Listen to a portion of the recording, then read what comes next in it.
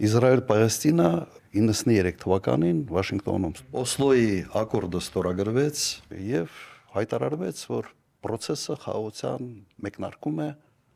եւ բավական հաջող մեկնարկը եղել է, բայց չեն եղել երաշխավորներ, չեն եղել իրական երաշխիքներ հողի վրա։ Ես 2000 թվականի հունվարին եղել եմ պաշտոնական այցով Իսրայելում, 2 գիշեր Երուսաղեմում եւ 1 գիշեր հենց Յասեր Արաֆատի ռեզիդենցիայում բավական հետաքրքիր այց էր եւ սա այն ժամանակահատվածն էր, երբ արդեն զգացվում էր, որ խնդիրները խորանում են, բայց դեռ հույսը խաղաղության հետ կապված կար։ 1 տարի անց, 1.5 տարի անց ամեն ինչ խառնվեց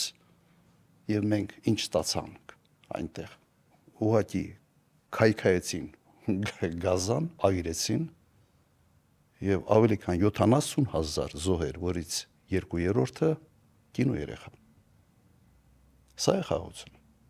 Եվ հիմնական պատճառը, որ չեն եղել երաշխիքներ, չեն եղել երաշխավորներ, բայց 93 թվականին 3 հոգի ստացել են Նոբելյան մրցանակ։ Յասեր Արաֆատ, եթե չեմ սխալվում, Շիմոն Պերես եւ Իսհակ Ռաբին։ Հիմա մեր մոտ զուգադիպությունը, ինչ որ խաղաղության հետ կապված մրցանակներ չկա որևէ երաշխավոր։ Եվ երկրորդ օրինակը բավական հետաքրքիր է Կիպրոսի օրինակը։ Պատերազմը